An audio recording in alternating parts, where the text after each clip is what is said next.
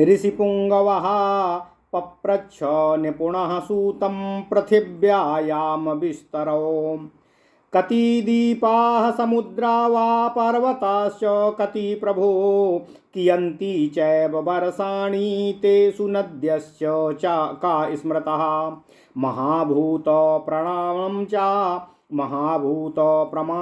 च लोकालोकौ तथैव च पर्याय पारिमाण्ड्यं च गतिश्चन्द्रार्कयोस्तथा एतत् प्रब्रूहिणा सर्वं विस्तरेण यथा तथा सूतवाच अत ऊर्ध्वं प्रवक्ष्यामि पृथिव्यायां विस्तरं संख्यां चैव समुद्राणां दीपानां चैव विस्तरं यावन्ति चैव वर्षाणि तेषु नद्यश्च याः स्मृताः महाभूत प्रमाणं च लोकालोकौ तथैव च पर्यापारिमाण्ड्यं च गतिश्चन्द्रार्कयोस्तथा।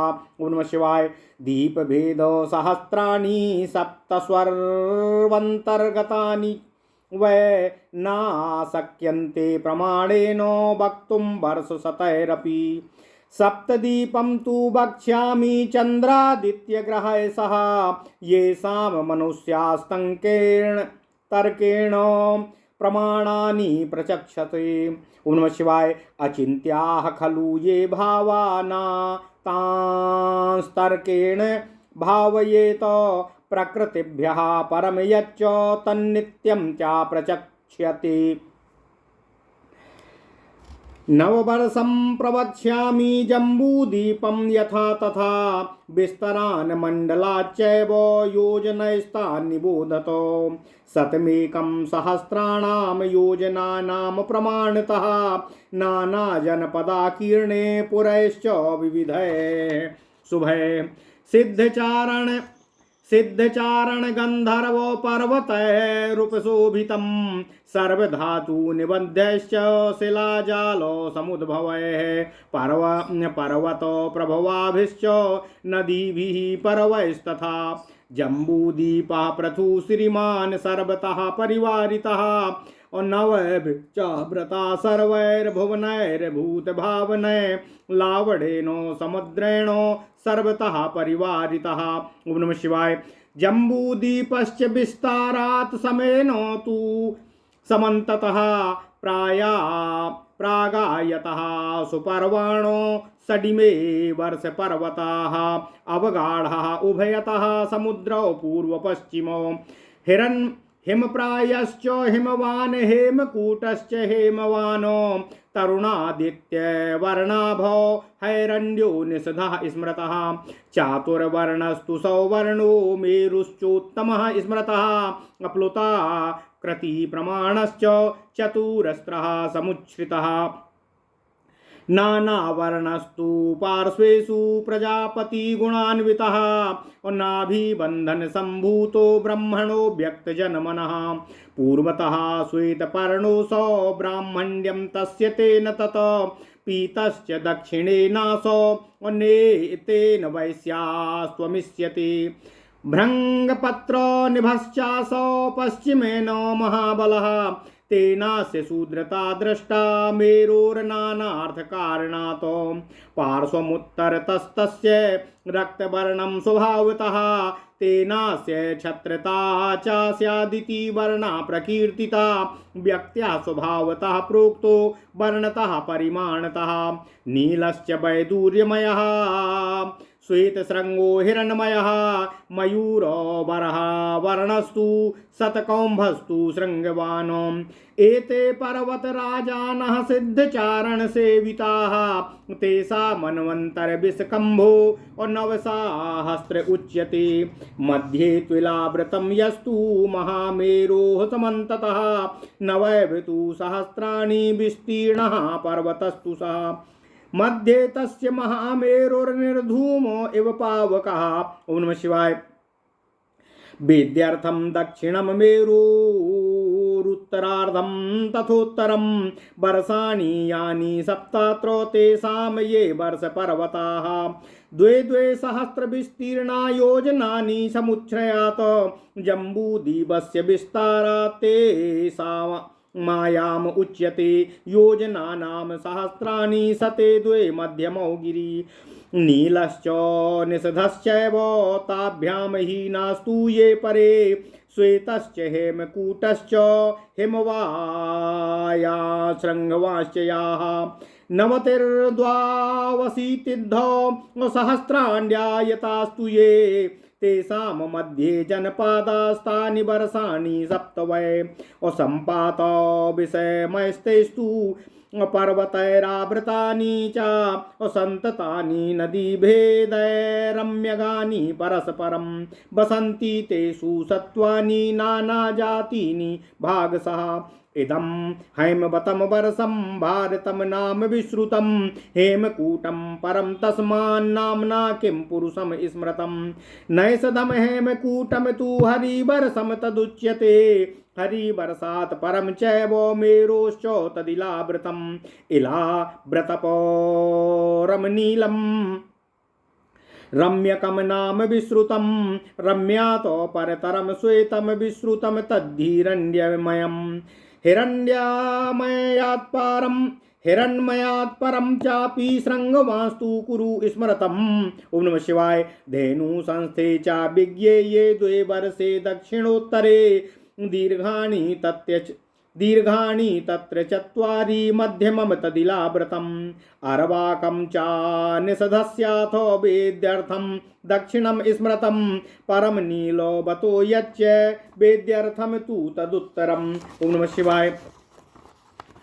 वेद्यर्थे दक्षिणे त्रीणि वर्षाणि त्रीणि चोत्तरे तयोर्मध्ये तु विज्ञेयं मेरुमध्यमिलावृतं दक्षिणेन तु नीलस्य निषध्यस्तोत्तरेण तु। ओम नमः शिवाय।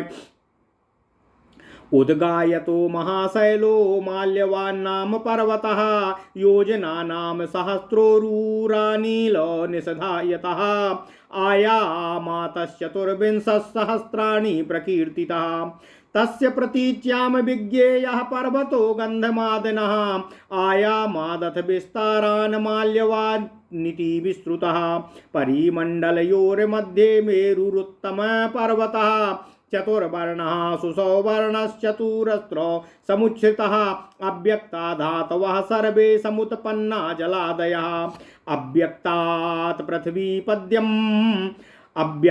पृथ्वी पद्मं मेरु पर्वतकर्णिकं चतुष्पथं समुत्पन्नं व्यक्तं पंचगुणं महातो ततः सर्वा समुत्पन्ना वृत्तयो द्विजसत्तमाः नैककल्पार्जितय पुण्यैर्विविधय प्रागुपार्जितय कृतात्माभिर्विनीतात्मा महात्मा पुरुषोत्तमः महादेवो महायोगी जगत्श्रेष्ठो ज्येष्ठो महेश्वरः सर्वलोकगतो नन्तो ह्यामूर्तित्वाद् जायत नः तस्य प्राकृता मूर्तिर्मासभेदोऽस्ति सम्भवा योगाच्चैवेश्वरत्वाच्च सर्वात्मा गत एव च सः तस्मै तन्निमित्तं समुत्पन्नं लोकपद्मं सनातनं कल्पशेषस्य तस्यादौ कालस्य गतिरीदृशी तस्मिन् पद्मे समुत्पन्नो देवदेवश्चतुर्मुखः प्रजापतिर्पतिर्ब्रह्मा ईशानो जगतः प्रभुः तस्य बीज निसर्गो हि पुष्करस्य यथार्थवत् कृत्स्नः प्रजा निसर्गेण विस्तरेण कथ्यते यदब्जं वैष्णवं कार्यं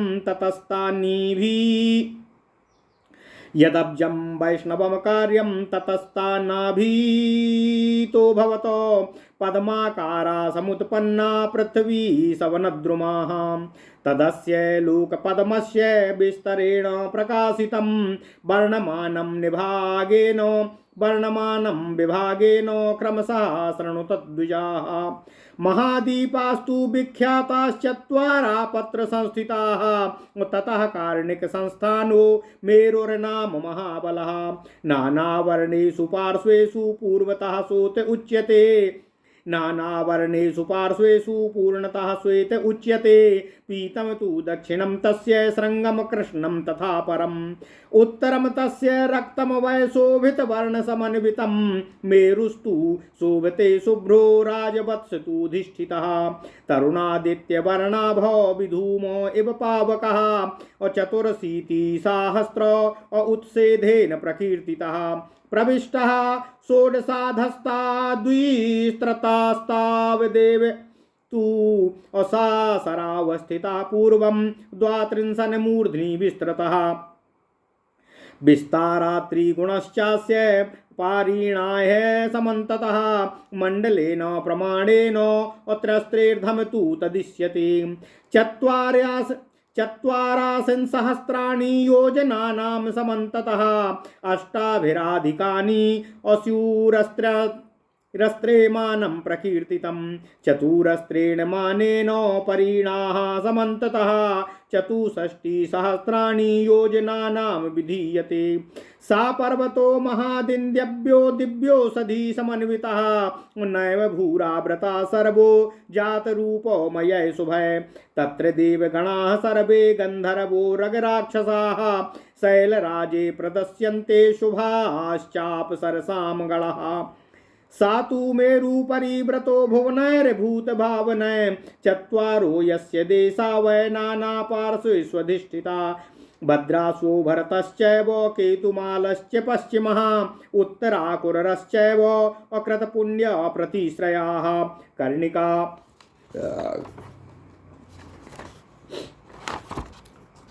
कर्णिका तस्य पद्मस्य समन्तात् परिमण्डला योजनानां सहस्राणि 90 षट् प्रकीर्तिताः चत्वारश्चाप्यशीतिश्च अन्तरान्तरधिष्ठिताः उन्म शिवाय 300 च सहस्राणि योजनानां प्रमाणतः तस्य केसरजालानि विस्तीर्णानि समन्ततः शतसाहस्रिकामायाः असस्सासीति प्रथुलायता चत्वारि तस्य पत्राणि योजनानां चतुर्दिशं तत्र यासो मया पूर्वम् अकर्णिकेत्याभिशब्दिता तां वर्ण्यामानामेकाग्राः असमासेन निबोधितः असता श्रीमेनं मे नेत्री सहस्राश्रीमृषिर्भृगुः अष्टाश्रीमेनं सावर्णिश्चतुरस्रं तु भागुरिः वर्षायणिस्तु सामुद्रं सरावं चैव गालवः ऊर्ध्ववेणीकृतं गार्ग्यः क्रोष्टुकिः परिमण्डलम् यद्यद्यस्य हि यत्पार्श्वं पर्वताधिपतेर्षिः तत्तदेवास्य वेदासो ब्रह्मणं वेद कृत्स्नसः मणिरत्नमयं चित्रं नानावर्णप्रभायुतं अनेकवर्णनिचयं सौवर्णो मरुणप्रभं कान्तं सहस्रपर्वाणा सहस्रोदककन्दरं सहस्रशतपत्रं हि विद्धि मेरुमनागोत्तमं मणिरत्नार्पितस्तम्भे मणिचित्रितवेदिकैः सुवर्णमणिचित्रांगं तथा विद्रुमतोरणै विमानयानै श्रीमद्भिः शतसङ्ख्यैर्दिवौकसामो प्रभादीपितपर्यन्तं मेरुं पर्वणि तस्य पर्वो सहस्रेऽस्मिन्नानाश्रयविभूषिते सर्वदेवो निकायानि सन्निविष्टान्यनेकशः उत्तमाव सच्चूर्ध्वतले देवदेवश्चतुर्मुखः ब्रह्मा ब्रह्मविदां श्रेष्ठो वरिष्ठा स्त्रीदिवौकसामो महाभुवन संपूर्ण सर्वै कामफलप्रदय महापुरुषसहस्रस्त्रं उद्दीक्ष्वनेक समाकुलं तत्र ब्रह्म सभा रम्या ब्रह्मर्षि गणसेविता नाम्ना मनोवती नामो सर्वलोकेषु विश्रुता तत्रेशानस्य देवस्य सहस्रादित्यवर्चसं महाभिमान संस्थास्य महिम्ना वर्तते सदा तत्र सर्षि गणा देवाश्चतुर्वक्त्रस्य ते तदा तदेव तेजसां राशिर्देवानां तत्र कीर्त्यते तत्रास्ते श्रीपतिः श्रीमान् सहस्राक्षः पुरन्दरः उपास्यानास्त्रिदशैर् महायोगैः सुरर्षिभिः तत्र लोकपतेः स्थानामादित्या समवर्चसः महेन्द्रस्य महाराज्ञः सर्वसिद्धैर्नमस्कृतम् तमिन्द्रलोकमलोकस्य श्रद्धया परमया युतं दीप्यते त्वमरश्रेष्ठैस्त्रिदशैर्नित्यसेवितं द्वितीयेऽप्यन्तरतटे वैदिश्ये पूर्वदक्षिणे नानाधातुशतैर्चित्रै असुरम्यामित तेजसः नैकरत्नार्थिततलमे मनेकस्तम्भसंयुतं जम्बूनदकृतोद्यानं नानारत्नसुवेदिकं कूटागारैर्विनिक्षिप्तमनेकैर्भवनोत्तमैः महाविमानं प्रथितं भास्वरं जातवेदसं साहि तेजोवती नामो हुताशस्य महासभा साक्षात् तत्र सुरश्रेष्ठो सर्वदेवो मुखो नलः शिखासत सहस्राढ्यो ज्वालामाली विभावसु स्तूयते हूयते चैव तत्र सर्षि गणैः सुरैः अधिदैव कृतं विप्रैर्विशेष सा तु उच्यते सा विभागं च तेजश्च सर्व एव न संशयः भोगान्तरमनुप्राप्तो एक तेजो विभू स्मृतः अपृथक्त्वं चाहि युक्तया तु कार्यकारणमिश्रितं तमग्निं लोकलोकज्ञैस्तद्वीर्यैस्तत्पराक्रमैः अमहात्माभिर्महासिद्धैर्महाभागैर्नमस्कृतं तृतीयेऽप्यन्तरतटे एवमेव महासभा वयवस्तस्य विज्ञेया लोके ख्याता सुसंशयामा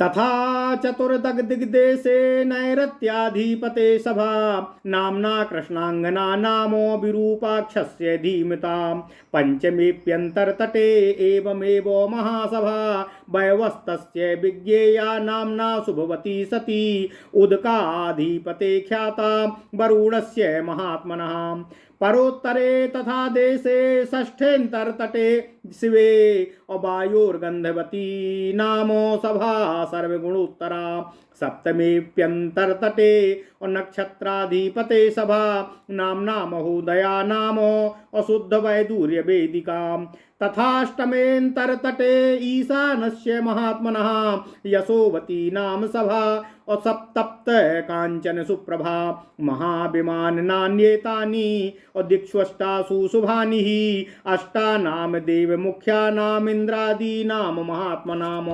ऋषिभिर्देव गन्धर्वैरप्सरोभिर्महोरगै सेवितानि महाभागै रूपस्थानो गतै सदा नाकपृष्ठं दिवं स्वर्गमिति यः परिपठ्यते अवेद वेदांग विद्भिर्हि शब्दय पर्यायवाचकै तदेतत् सर्वदेवानामधिवासे कृतात्मनामो देवलोको गिरौ तस्मिन् सर्वसुश्रुतिषु गीयते नियमैरविविधैर्यज्ञैर्बहुभिर्नियतात्मभिः पुण्यैरन्यैश्च विविधैर्नैकजाति शतार्जितैः प्राप्नोति देवलोकं तम् असा स्वर्गम इति चोच्यते। ओम नमः शिवाय, ओम नमः शिवाय, ओम नमः शिवाय। ओम नमो भगवते वासुदेवाय। ओम देवकी सुत गोविंद वासुदेव जगतपति देहि में तन्यम कृष्ण त्वाम अहम शरणम गता। अथ श्री वायुपुराण चतुस्त्रिंशो अध्यायः जम्बूदीप वर्णनम। ऋषियों ने कहा, विद्वान ऋषि श्रेष्ठों के इस प्रकार राजा सन्निवेश का वर्णन सुनकर सूत जी से पृथ्वी की परिधि तथा विस्तार के संबंध में पूछा। वे लोग बोले, हे प्रभु, पृथ्वी पर कितने द्वीप, कितने समुद्र, कितने पर्वत तथा कितने वर्ष हैं? उन वर्षों में कितनी नदियाँ तथा उनके नाम क्या हैं? लोकालोक तथा महाभूतों का प्रमाण क्या है? सूर्य चंद्र की गति, उनकी परिधि एवं विस्तार किस प्रकार का है? इन सब का वर्णन यथार्थ रूप से हमसे करने की कृपा करें।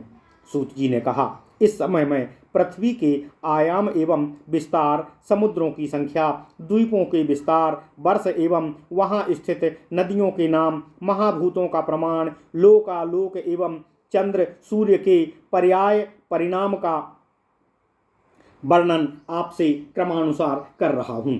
7 प्रधान द्वीपों के अंतर्गत जो सहस्त्रों छोटे छोटे द्वीप विभाग हैं, उन सबका यथा तथ्य विवरण प्रमाण प्रयोग के साथ 9 वर्षों में भी 100 वर्षों में भी नहीं किया जा सकता है। इसलिए इस समय चंद्र सूर्य आदि ग्रहों सहित प्रमुख 7 द्वीपों का वर्णन मैं आप लोगों से कर रहा हूँ। मनुष्यों द्वारा तर्क करके उनका प्रमाण प्रयोग कहा जाता है, किंतु मेरा विचार है कि जो विषय अचिंतनीय है उसके संबंध में तर्क करना अनुचित है।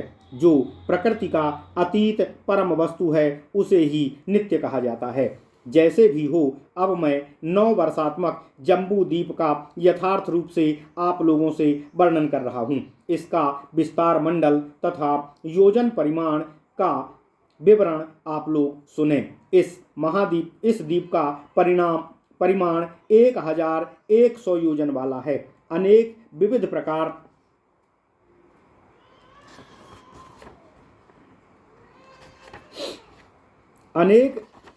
विविध प्रकार के जनपदों से परिपूर्ण तथा रम्यपुर समूहों से समृद्ध इस द्वीप में सिद्धगण, चारण, गंधर्व तथा बहुत से पर्वत विद्यमान हैं। ये पर्वत समूह सभी प्रकार की धातुओं से परिपूर्ण तथा शिलाजाल से परिव्याप्त हैं। यहाँ अनेक पर्वतीय नदियाँ प्रवाहित होती हैं। इस प्रकार का यह सुविस्तृत श्रीयुक्त जम्बूद्वीप 9 सुविशाल भागों में विभक्त एवं भूत भावन देवगणों से परिव्याप्त है।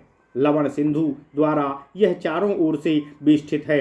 इस द्वीप के चारों ओर सम परिमाण में विस्तृत सुंदर शिखर वाले 6 वर्ष पर्वत पूर्व की ओर अधिकता के साथ अवस्थित हैं। इन वर्ष पर्वतों के अग्र एवं पश्चात भाग पूर्व तथा पश्चिम सागरों में निमग्न हैं। देश का विभाजन करने वाले इन 6 वर्ष पर्वतों के नाम तुषारावृत, हिमवान, हेममय, हेमकूट, बाल्यसूर्य की भांति स्वर्णाभ, निषध, चतुर्वर्णमय, सुवर्ण मंडित, मेरु, इन सब में मेरु सर्वोच्च है। यह प्लुताकृति अर्थात ऊंचा नीचा, चौकोर तथा उन्नत है। इसके पार्श्व में अनेक वर्ण के मनुष्य निवास करते हैं, इसलिए यह प्रजापति गुणमय युक्त है। अव्यक्त जन्मा ब्रह्मा के नाभिबंधन से यह मेरु गिरि उत्पन्न हुआ है। इसका पूर्व भाग श्वेत वर्ण का है, अतः वह इसका ब्रह्मणत्व समझा जाता है। दक्षिण की ओर यह पीत वर्ण का है, जो इसका वैश्यत्व है। पश्चिम की ओर यह महाबली मेरु भगपत्र की भांति कृष्ण वर्ण का है, जिसे इसकी शूद्रता के रूप में देखा जाता है। उत्तर की ओर में यह स्वाभाविक रूप से लाल वर्ण का है, जो इसे क्षत्रियत्व को व्यक्त करता है। इस प्रकार नाना अर्थ वाला यह मेरु अनेक वर्ण से युक्त है। स्वभाव, वर्ण तथा परिमाण के अनुसार यह मेरुगिरि का प्राकृत स्वरूप कहा गया है। नीलगिरि वैदूर्य मणिमय तथा हिरण्यमय है। इसके शिखर श्वेत वर्ण के हैं। यह मयूर पंख की भांति सुंदर तथा सुवर्णमय शिखरों से युक्त है। यह पर्वत श्रेष्ठ सिद्ध चारणों द्वारा सेवित है। इसका आंतरिक विस्तार 9000 योजन का कहा गया है। इन पर्वतों के मध्य इलाव्रत नामक वर्ष स्थित है। इसका वर्ष पर्वत 9000 योजन का है, जो मेरु के चारों ओर से बेष्टित किए हुए है। इन पर्वत के मध्य मेरु धूम्र रहित अग्नि की भांति शोभित होता है। मेरु दक्षिणार्ध दक्षिण वेदी तथा उत्तरार्ध उत्तर वेदी है। जो 7 देश हैं, उनके वर्ष पर्वत 2-2 हजार योजन विस्तार वाले हैं। इनका आयाम जम्बू द्वीप के विस्तार के समकक्ष अथवा उसकी अपेक्षा अधिक बताया गया है। इनके मध्य स्थित नील तथा निषदगिरि 2200 योजन विस्तार वाले हैं।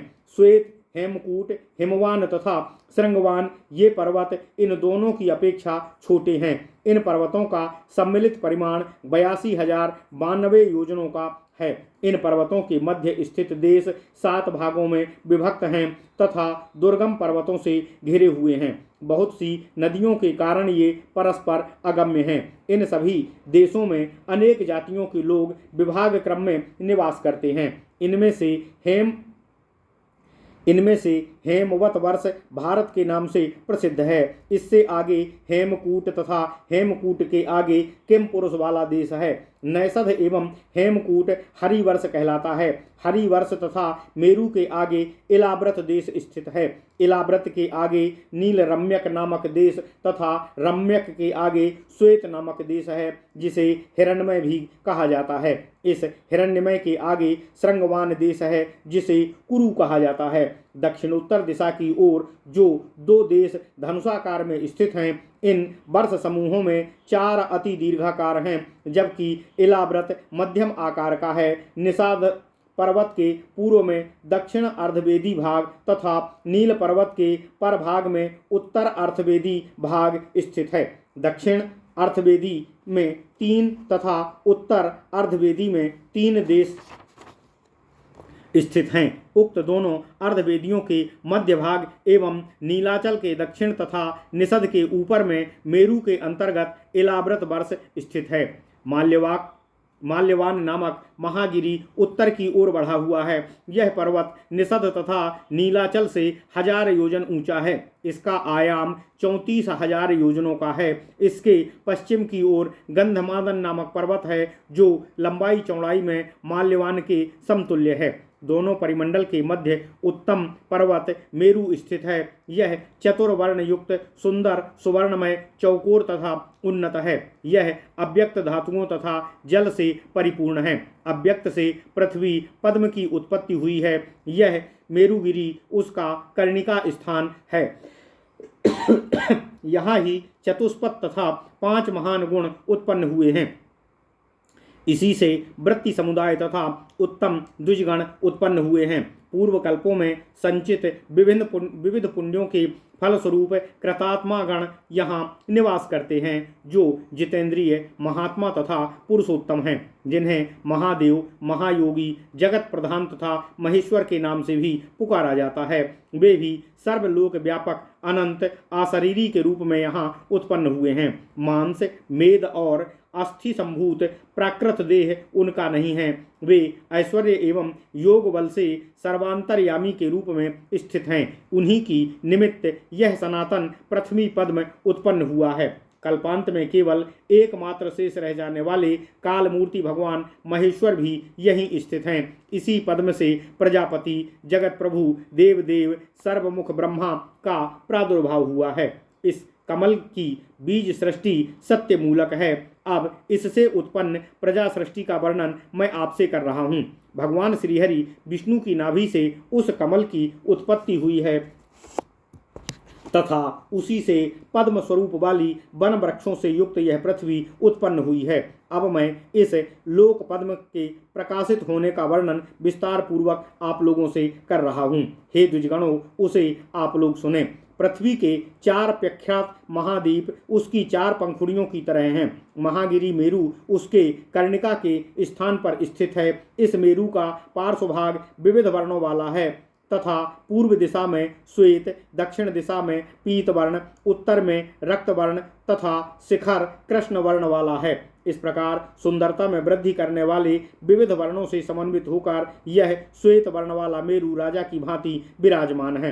बाल्य सूर्य की भांति आभायुक्त वह धूम्र रहित अग्नि की तरह दिखाई पड़ता है। इसकी ऊंचाई 84,000 योजन कही गई है। इसका विस्तार 16 योजनों का है तथा इतने ही परिमाण में यह पृथ्वी के भीतर प्रविष्ट है। पूर्व की ओर बाण की तरह दिखाई पड़ने वाला इस पर्वत का मस्तक 12 योजन विस्तार वाला है। इसके चारों ओर की परिधि इसके विस्तार से 3 गुना है। इसके मूर्धज इसके मंडल के प्रमाण से आधे हैं। इसके 3 कोणों वाले शिखर का परिमाण 48,000 योजन है। सभी और इसका विस्तार 64,000 योजन वाला है। यह अत्यंत दिव्य पर्वत दिव्य औषधियों से परिपूर्ण तथा सुवर्णमय शुभ भवनों से सर्वत्र आवृत है। इस गिरिराज के ऊपरी भाग में देव, गंधर्व, उरग, राक्षस तथा सुंदर अप्सराएं दिखाई पड़ते हैं। प्राणियों को उत्पन्न करने वाले विविध भुवनों से यह मेरुगिरि परिवृत है। इसके विभिन्न पार्श्वों में 4 देश स्थित हैं। वे देश भद्राश्व, भरत, पश्चिम में केतुमाल तथा उत्तर कुरु हैं। यह उत्तर कुरु पुण्यवान लोगों का आश्रय स्थल है। उस भूपद्म की कर्णिका चारों ओर मंडलाकार 96,000 योजन की है। उसका अंतराल 84 योजनों का तथा केसर जाल 300,000 योजनों में विस्तृत है। चारों दिशाओं में फैले चारों पद्म पत्रों का आयाम विस्तार 100,080 योजन वाला है। हे मुनिगण, जिसे पहले मैंने कर्णिका कहा है वह उसका मैं संक्षेप से वर्णन कर रहा हूँ। आप लोग समाहित चित्त से उसका श्रवण कीजिए। अत्रि मुनि उसे शताश्री, भृगु सहस्त्राश्री, सावर्णी अष्टाश्री तथा भागुरु ने उसे चतुसहस्त्र मानते हैं। वर्षायाणी उसे समुद्राकार, गालव, सराबाकार, गार्ग, ऊर्ध्ववेणी के आकार का तथा कोष्ठुकी उसे परिमंडलाकार मानते हैं। उस पर्वतराज के जिस भाग में जो ऋषि रहते हैं वे उसे उसी आकार का मानते हैं, किंतु उसके संपूर्ण तत्व को केवल ब्रह्मा ही जानते हैं, जो मणिरत्नों से परिपूर्ण, विभिन्न वर्णों की प्रभा से समुज्ज्वल, अनेक वर्णों में समाविष्ट, सुवर्ण तथा अरुण कांति शोभित, रमणीय सहस्त्रों पार्श्वों से युक्त, जल प्रवाहित करने वाले हजारों कंदराओं से युक्त तथा सहस्त्र कमलदल से उद्भासित हैं। वहीं श्रेष्ठ मेरु पर्वत के नाम से प्रसिद्ध हैं। यहाँ मणिरत्नों की चित्रित अनेक स्तंभ हैं, मणिमंडित अनेक वेदियां हैं। उसका सर्वांग सुवर्ण मणियों द्वारा चित्रित है तथा बहुत से मूंगों के तोरण बनाए गए हैं। देवगणों के सैकड़ों सुंदर विमानों की प्रभा से इस मेरु के प्रत्येक पर्व दीप्तयुक्त होते हैं। मेरु के सहस्त्रों गंड शैल पर विभिन्न प्रकार के जीव आश्रय ग्रहण करते हुए हैं तथा अनेकों देवगण यहाँ निवास करते हैं। देवताओं में सर्वप्रथम तथा ब्रह्मवादियों में श्रेष्ठ देवाधिपति चतुर्मुख ब्रह्मा स्वयं इसके ऊपर एक भाग में निवास करते हैं। इस गिरि के विभिन्न भागों में सहस्त्रों महापुर अवस्थित हैं। ये सभी पुर सकल कामनाओं को पूर्ण करने वाले तथा महाभुवनों से परिपूर्ण हैं। वहाँ ब्रह्मर्षियों द्वारा सेवित एक अति रमणीय ब्रह्म सभा है। वह मनोवती के नाम से सभी लोकों में विख्यात है। इस मेरुगिरि पर महाविमान में विराजित देवाधिदेव का एक निवास स्थान है। वह सहस्त्रों सूर्य के समान प्रकाशमान तथा स्वयं की महिमा से देदीप्यमान है। वहाँ देवता, ऋषि तथा स्वयं चतुरानन ब्रह्मा विराजमान रहते हैं। देवगणों से सन्निहित वह स्थान तेजपुंज कहा गया है। वहाँ दीप्तिमान श्रीयुत सहस्त्राक्ष इंद्र भी निवास करते हैं। महायोगी देवर्षि तथा देवगण उनकी सेवा करते हैं। समस्त सिद्धों द्वारा वंदित सूर्य सम तेजस्वी लोकपति महाराज का वहाँ निवास स्थान है। वहाँ इंद्रलोक परम समृद्धि संपन्न तथा प्रधान से देवताओं द्वारा नित्य सेवित होने से देदीप्यमान है। इस पर्वत के दक्षिण पूर्व दिशा के दूसरे अंतर तट पर अग्निदेव का एक भास्कर महाविमान विराजित है, जो सैकड़ों विविध विचित्र धातुओं से समन्वित, सुरम्य तथा अत्यंत तेज संपन्न है। उसकी छत अनेक रत्नमणियों से अलंकृत है, जो अनेक स्तंभों पर टिकी है। सोने के उद्यान एवं विविध रत्न वेदिकाओं से वह सदा शोभायमान है। उसमें बहुत से कूटागार तथा भवन बने हुए हैं। वह अग्निदेव की तेजोवती नाम वाली महासभा कही गई है। सभी देवताओं के मुख स्वरूप देवश्रेष्ठ अग्निदेव वहाँ साक्षात विराजमान रहते हैं। 7 सहस्त्र शिखाओं से युक्त तथा ज्वाला मालाओं से मंडित भगवान विभावसु देवताओं तथा ऋषियों द्वारा सदा पूजित रहते हैं तथा वे उन्हें आहुति प्रदान करते हैं। विप्रगण उन्हें विशिष्ट अधिदेवता कहते हैं। वे निस्संदेह संपूर्ण तेजों से समष्टि हैं। भिन्न भिन्न भोगों को प्राप्त कर वे एकमात्र तेज भंडार विभू रूप में विद्यमान हैं, किंतु कार्य कारण के अनुरूप उन्हें युक्तिपूर्वक पृथक पृथक स्वरूपों में कल्पित किया गया है।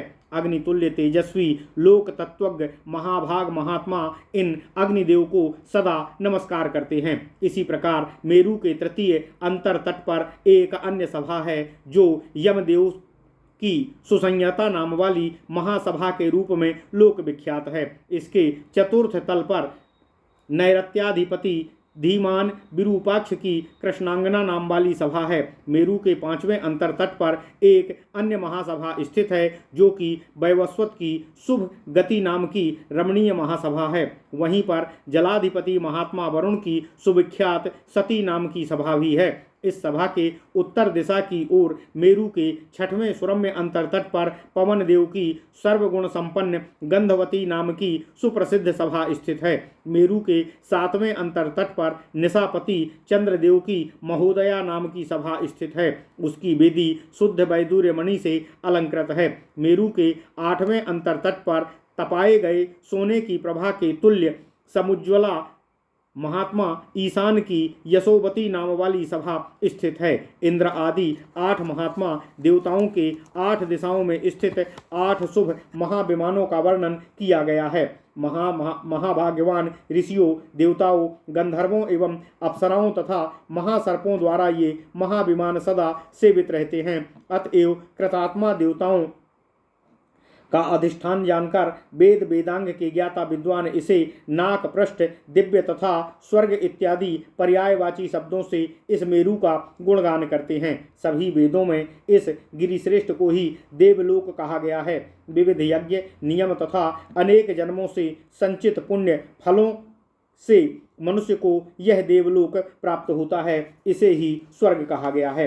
ओम नमः शिवाय। इति श्री वायु महापुराणे वायु प्रोक्ते जम्बूदीप वर्णनम नाम चतुरस्त्रिंशो अध्यायः। इस प्रकार श्री वायु महापुराण में जम्बूदीप वर्णन नामक 34वां अध्याय पूर्ण हुआ। ओम नमः शिवाय। ओम नमः शिवाय। ओम नमः शिवाय।